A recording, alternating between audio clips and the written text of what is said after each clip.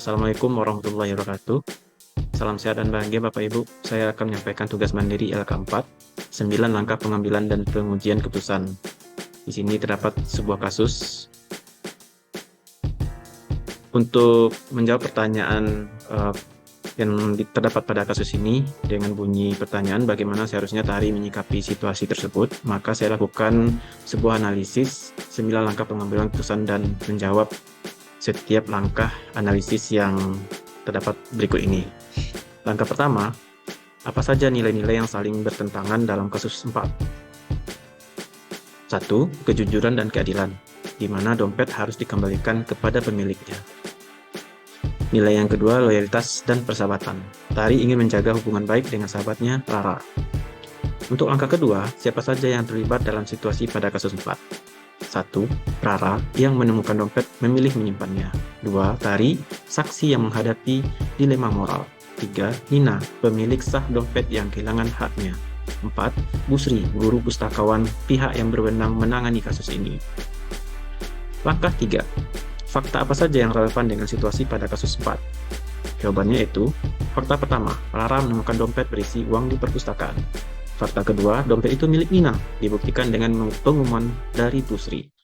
Fakta ketiga, Rara tidak mengembalikan dompet, tetapi menyimpannya untuk diri sendiri. Fakta keempat, Tari melihat langsung kejadian tersebut. Fakta terakhir, Tari dihadapkan pada pilihan, melaporkan kebenaran atau melindungi sahabatnya. Langkah analisis yang keempat, pengujian benar atau salah yang mana bisa dilakukan. Dilakukan 5 tes. Tes pertama, tes legal. Mengambil barang milik orang lain tanpa izin adalah pencurian. Itu tindakan salah. Tes regulasi atau peraturan sekolah. Sekolah pasti punya aturan tentang kejujuran. Tindakan Rara melanggar regulasi yang ada. Tes yang ketiga, tes intuisi. Hati nurani Tari tahu bahwa dompet harus dikembalikan. Tes publikasi. Jika kejadian ini dipublikasikan, masyarakat akan menilai Rara tidak jujur dan Tari salah bila dia diam. Dan yang terakhir, tes panutan. Jika mengambil contoh terhadap guru atau tokoh teladan, pasti tindakan yang benar adalah mengembalikan barang. Langkah kelima, pengujian paradigma benar lawan benar, yang mana bisa dilakukan. 1. Kebenaran versus loyalitas. Jujur melaporkan kebenaran, melawan setia, menjaga persahabatan dengan Rara. 2. Individu versus kelompok. Kepentingan Rara yang bersifat individu melawan kepentingan Nina dan budaya keadilan di sekolah. Yang ketiga, jangka pendek versus jangka panjang. Menutupi Rara bisa menyelamatkan hubungan persahabatan yang bersifat jangka pendek, tetapi jangka panjangnya akan merusak kepercayaan dan nilai moral. Langkah analisis ke-6, prinsip resolusi yang mana bisa dilakukan? 1. Prinsip berbasis aturan, rule-based thinking. Kejujuran harus ditegakkan, apapun risikonya. 2. Prinsip berbasis hasil, end-based thinking.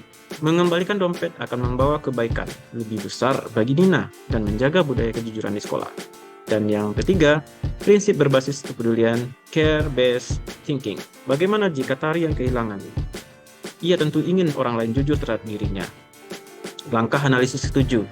Adakah opsi lain yang lebih kreatif, adil, dan bijaksana yang bisa dilakukan? Tentu, Tari bisa berbicara secara pribadi dengan Rara, mengingatkan bahwa menyimpan dompet itu adalah sikap yang salah, dan membujuknya untuk mengembalikannya sendiri. Kedua, jika Rara tetap menolak, Tari bisa melaporkan ke Busri dengan cara bijak, misalnya tanpa mempermalukan Rara di depan orang lain. Ketiga, Busri bisa membantu memediasi agar Rara tetap belajar dari kesalahan tanpa kehilangan muka sepenuhnya. Langkah ke-8. Apa keputusan akhir yang saya ambil sesuai dengan analisis kasus 4 tersebut? Saya memilih untuk menegakkan kejujuran. Tari harus menegur Rara secara pribadi dan membujuknya mengembalikan dompet.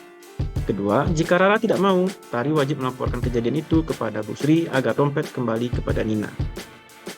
Dan langkah analisis terakhir, pelajaran apa yang saya dapatkan dari pengambilan keputusan ini, dan bagaimana pelajaran tersebut dapat memperbaiki pengambilan keputusan saya di kemudian hari. Saya sadar bahwa dalam mengambil keputusan ke depan, saya perlu menimbang nilai jangka panjang, kepentingan lebih besar, dan keberanian untuk memilih kebenaran meski ada risiko personal. Nah, demikianlah Bapak Ibu, hasil analisis yang saya lakukan. Terima kasih perhatiannya, saya sudahi. Assalamualaikum warahmatullahi wabarakatuh.